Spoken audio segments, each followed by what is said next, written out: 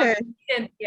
Cynthia, please go ahead and ask your question of Alex Boris, the Assembly candidate for District 73, who we have talking to the community right now. Cynthia Tibbs, president of Worcester Brownstones. Go ahead, Cynthia. So Alex, my question is a two-parter actually. I heard you say you're a data person. Number one, are you aware that NYCHA currently receives 30 million a month from HUD, and yet the CEO, Gregory Russ, only chooses to spend 6% of money that is allotted towards capital repairs, and the rest of it goes to consultants every month, even though us presidents are their biggest consultants, and we work for free. We're volunteers. Part two is right now today in Albany, we have what is this? Julia Salazar is bringing the Preservation Trust on board it's another scheme to privatize all of NYCHA. They are determined to do away with Section 9, where all our rights are, and put us all under one form or another of privatization under Section 8. Would you be willing to listen to resident leaders on why we feel that resident management is the way to go, managing our own buildings is the way to go, and not all these privatization schemes, which is eventually going to lead to mass gentrification in NYCHA? Absolutely. Would love to sit down with you and talk more about that. I think RAD has been a mistake, and I'm generally against privatization. I would love to find a way to we have so underfunded NYCHA. We're also wasting dollars, as you're pointing out. So it's going on both sides of it. But I would love to find a way to get more funding for repairs and more into the system, and very willing to meet with you and other leaders for how to best get that done. Thank you. Jackie Rowe Adams from Harlem Mothers Save. Why don't you ask your question before I know you need to head out? So hi, and thank you. Thank you much. I lost 2 kids to gun violence. So with losing 2 kids, what it did, I didn't lay down and die and give up. I said, you know what? I could help another mother, another family from feeling the pain and hurt. But in doing that, one of the things that I'm fighting for, and with Inform, we are out there for this bail reform. I know it's so many pieces and parts to it. How do you feel about this bail reform being tweaked, being fixed? Because I don't care what they say, Alex, our kids are dying in the street. Little 1-year-olds, 5 years old, 11 years old are getting killed. And the statistics is the ones who's doing the shooting and murders are the ones who was released from jail on bail reform. And so this is the fight. This is the fight. And that's what they're not looking at. And so how do you feel, and how would you vote? That's one question. Let me just jump to the other one. Sure. Gun trafficking, all these illegal guns coming into our state, our community. Enough is enough, and getting in the hands of these kids that's killing each other. That must stop, and we really need to rally around that.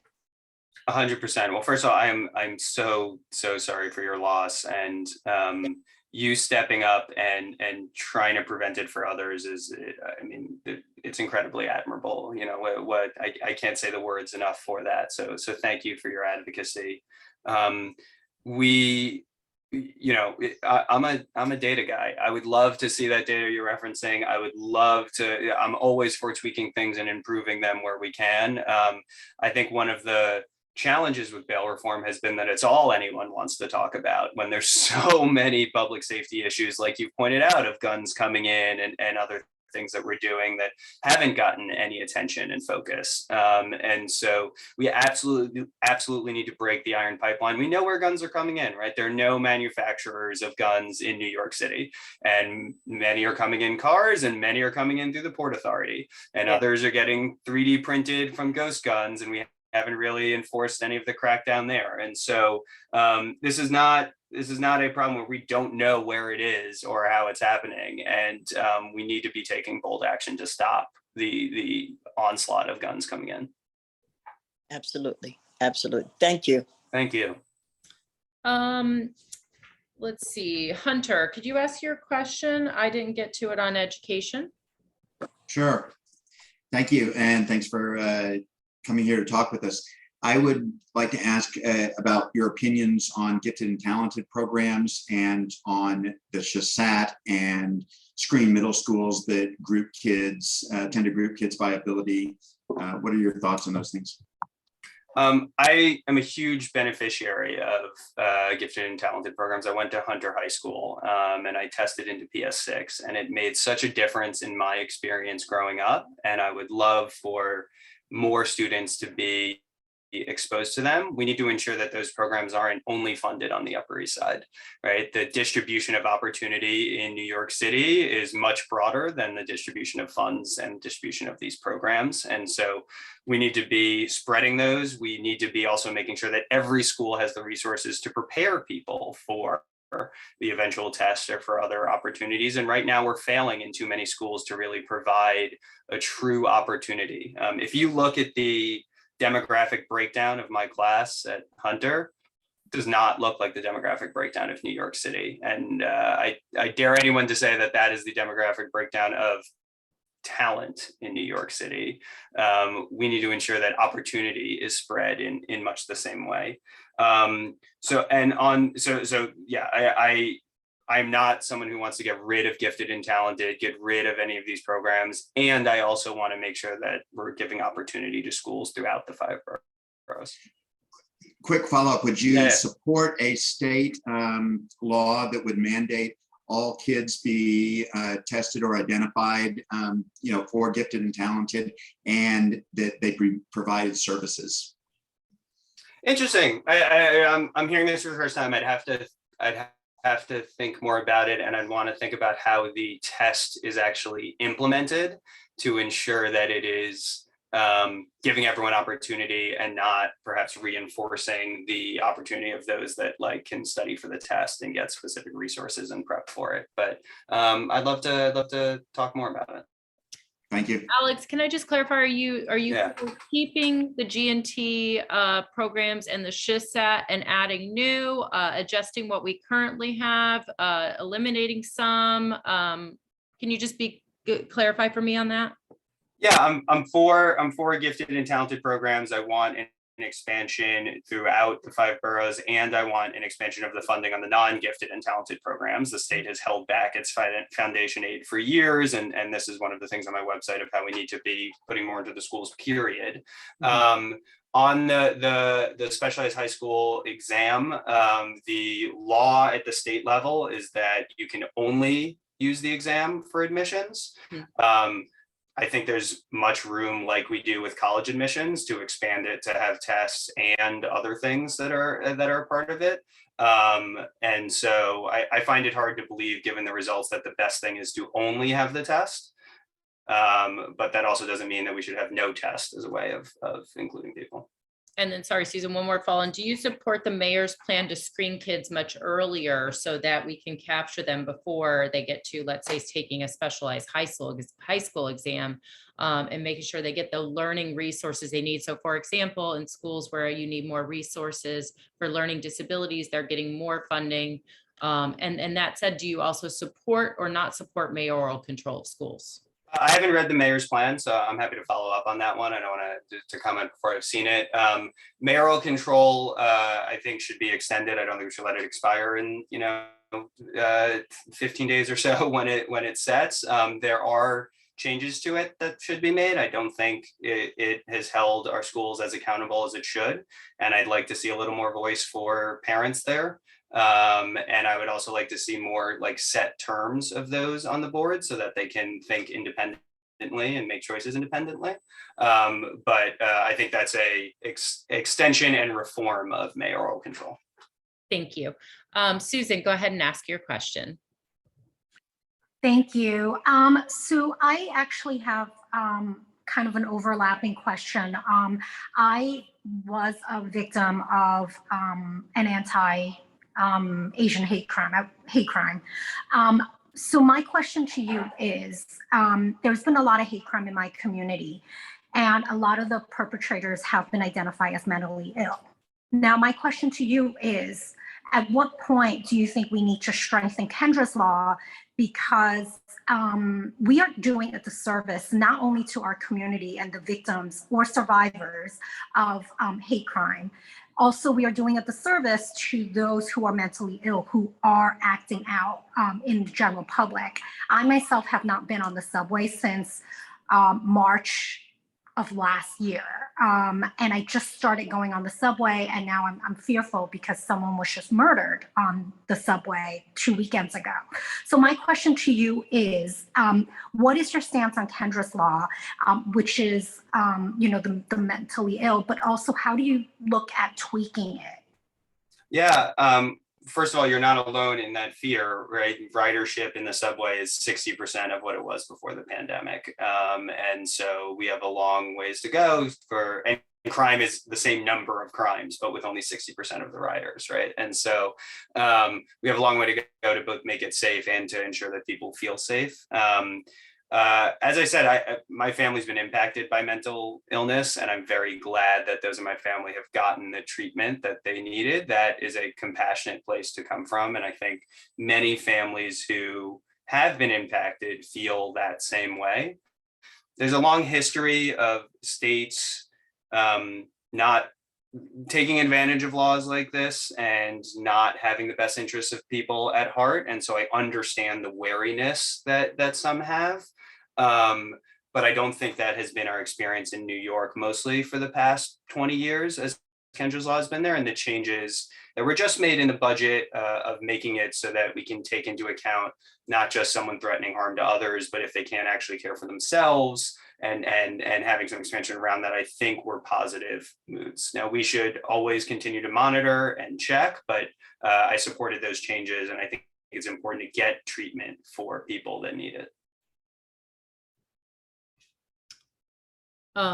Great. And then Adam, just confirming for bail reform, was your position that you support the mayor and governor's position on adding judicial discretion? So the changes that were made this is where it's like, I want to be precise with what's being proposed and not. So the changes that were made in the budget, which allowed for judges to take into account whether it was a gun crime or history of gun crime, whether there has ever been a violation of protection order, which was always there, but it only applied to domestic violence, and now it applies to any protection order, or whether there was serious harm involved in the crime. I think those were good changes. I think making some more gun crimes eligible were positive changes to it. We already talked about raise the age and my differences there. So if there's specific things, I'm happy to get into it, but there are a lot of provisions. I think I'm trying to answer the ones that. No, I appreciate that. I just want to make sure that we were clear on that. And then Yaten's not here, but she had asked a question about clean slate, and wanted to know if you support the clean slate bill, and if you could just talk briefly about your position on that. Generally, as we've hit on a few times in this conversation, prison should be rehabilitative, right? The goal should be that when people come out, they have more opportunities, that they are more integrated into society. And there's a number of things we do that actually make that a lot more difficult. The goal of Clean Slate is to make that easier, that if someone has served their time, that of course, if they come back into the criminal justice system, judges and prosecutors and everyone should be able to see that history, but that generally, employers should not necessarily be searching for certain crimes, that if someone has already served their time and already been deemed to be rehabilitative. So I want to find ways to give opportunities for people when they are coming out of prison, if they have changed, if they have new opportunities, to take advantage of that and to be integrated back into society. Yes. Thank you for that. I wanted to let Isabel from Small Property Owners of New York and also an Upper East Side resident ask a question. Thank you for being here. I don't have too much more time, but I just have two questions. As we know, good cause eviction, if it doesn't pass in the next 2 days, will probably be on the agenda for next year. I'd like to know what your position is on that. And the second question is the HSTPA really put really stop the amount of work that we can do to renovate apartments that need to be done. There are a lot of apartments that were occupied for 50 years. They need to be brought up to code, and $15,000 really doesn't do cover any of the work that really needs to be done in order to get those apartments renovated and occupied. Are you open to amending HSTPA to raise the amount of money that can be put into those renovations? On HSTPA, we should find ways to ensure that lead cleaning and other, as you mentioned, some of these apartments haven't been renovated in years and desperately needed, and we do need to find a way to incentivize that, whether that's from recovery after the fact, whether that's through directly funding it.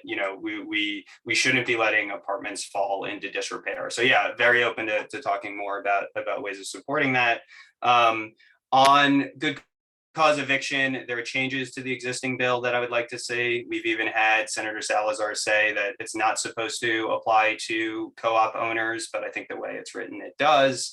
I would love to see a longer look back period on the raising of the rents, so that if you have like a 1-year dip, right, but you're still in a historical trend, maybe that makes sense. So I think you're right. I don't think it passes in the next 2 days. I think it's a lot of discussion in the next cycle. I'd love to find a way to protect renters. And I think there's some changes to the current bill that need to be made. Any follow-on questions from anyone on the call still? Okay, I think that's it. Wow. And it is just hitting 12 o'clock. So, I will say thank you so much again, Alex, for your time. Everyone, just as a reminder, this is Alex Borras running for District 73 State Assembly. Elections are in June, so I will ask all of you, you're representing your community groups, your neighborhoods, just to please, evaluate the candidates you heard from today, and make sure you pick the one that really is addressing the issues you care about and you feel that is going to listen and engage in dialogue. Obviously, all three of the ones that came today are willing to engage in dialogue. That's great. But then who's the most specific, and who do you think is really going to tackle the issues we care about? Alex, I just want to address you and say thank you for being so willing to engage in dialogue and to meet with this group and hear what they have to say. I'm sure there's plenty of them that would love to talk further in more detail. We can see what happens in the primaries, but the willingness to be open to sitting down with them and hearing what they have to say and supporting that. We're supporting both sides of the equation at all times. And thank you for being data driven and willing to listen to the facts. If there's anything you'd like to say before we go, that's all we have for the InformNYC Coalition and Upper East Side community members who joined today. Well, I really appreciate you spending not just the hour with me, but it sounds like 3 hours talking to candidates today, and many more that you have. You're doing a great service to help to inform others. There were a few questions here where someone said, I've seen this study, I've seen this data. Please send it to me. I will read it. So info@alexborras.nyc, or if you have other thoughts or suggestions, send it there. I'm even going to be bold here and put my number in the recording, but 646-450-7293 is my direct number. Reach out. I always want to talk. I always want to learn more.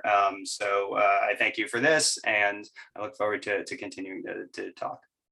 Thank you. And thanks so much for everyone that joined today. Again, just please remind everyone they need to vote. They need to register to vote very soon in the next couple of days if they're not, and they need to get their absentee ballots if they will be gone for the summer, as I know many people are. But I can't express how important it is. We have 5 candidates, a seat that's been rarely open, and a chance to elect a really great leader at this time. So thank you all for a great discussion and dialogue, and good luck, Alex Borras. Thanks for joining us today, and we'll talk to you all soon later. Thank you.